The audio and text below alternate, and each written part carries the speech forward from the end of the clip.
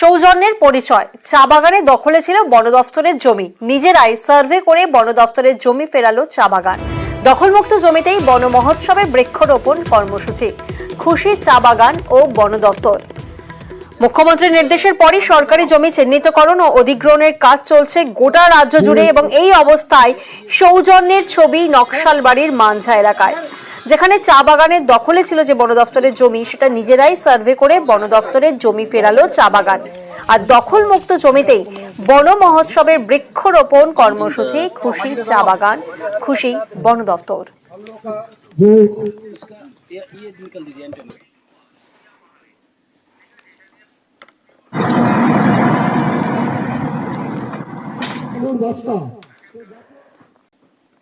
গত বছরের পর এবছর আবারও শুশুনিয়া পাহাড়ে ছোড়া হলো বোমা।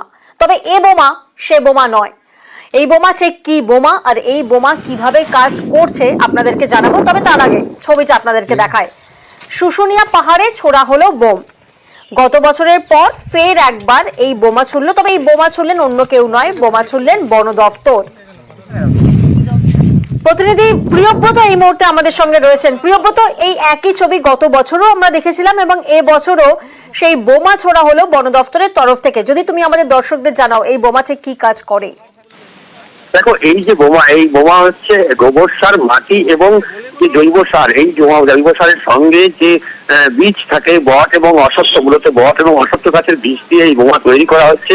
এবং শুধুমাত্র যে এই বছর হয়েছে এমনটা নয়, গত বছরও কিন্তু এইভাবেই বোমা তৈরি করা হয়েছিল। সেটা কিন্তু অল্প পরিমাণে যেটা দেখে নেওয়া হয়েছিল যে আদৌ এই বোমা কাজ করে কিনা। বোমা কিন্তু কাজ করেছে বেশ কিছু জায়গায়, যে শুষ্ক এলাকা যেগুলো শুশুনিয়া পাহাড়ের যে সৌন্দর্য, সেই সৌন্দর্য নষ্ট করছিল, সেই পাথরের এলাকায় এই বোমা কিন্তু কাজ করেছে। এবং বেশ কিছু জায়গায় সেই চারা গাছ উৎপন্ন হয়েছে। এবং সাথে থেকে কিন্তু শিক্ষা নিয়ে বন দপ্তরের পক্ষ থেকে এবছরও একইভাবে বোমা তৈরি করা হয়েছে। এবং এবার বোমার পরিমাণ বাড়ানো হয়েছে, প্রায় 1000 বোমা নিক্ষেপ করা হবে শুশুনিয়া পাহাড়ের যে পাথরের রুক্ষ এলাকা আছে সেখানে। এবং যেটা বন দপ্তরের দাবি যে এই পরিমাণকে একটু ক্রমে বাড়ানো হবে, যেক্ষেত্রে যে সৌন্দর্যায়ন শুশুনিয়া পাহাড় দেখতে প্রচুর পর্যটন মৌসুম কেন এমনি মৌসুমও ভিড় করেন, সেক্ষেত্রে এই অংশটা যেখানটা রুক্ষ এলাকা শুশুনিয়া পাহাড়ের, সেটা দেখে কিছুটা হলেও ভুরু কচকান। এবং সেই ভুরু কচকানোটা মেটাতেই এই যে স্বাদ নিতে হবে শুশুনিয়া পাহাড়ের সবুজায়ন, সেই স্বাদ দিতেই কিন্তু এই ধরনের একটা উদ্যোগ বন দপ্তরের পক্ষ থেকে নেওয়া হয়েছে।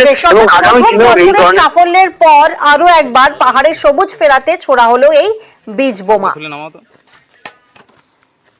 শুশুনিয়া পাহাড়ে যে বীজ বোম ফেলেছিলাম সেইটার সাকসেস যেহেতু পেয়েছি, তো আমরা এইবারে আবার লার্জ স্কেলে আবার সেই বীজ বোম ফেলছি। এবং কিছু কিছু চারাও আমরা শুশুনিয়া পাহাড়ের যে খালি জায়গাগুলো আছে সেইখানে রোপণ করব, কারণ আমাদের বন দফতরের এখন বন মহোৎসব চলছে। সেই উপলক্ষেই আমরা আজকের দিনটা বেছে নিয়েছি এই কর্মসূচি করার জন্য। যে গাছগুলোর শিকড়গুলো তাড়াতাড়ি ধরতে পারবে, যেমন বট, অশ্বত্থ, শিশু, ওই ধরনের গাছই আমরা বেশি এইবারে ব্যবহার করেছি।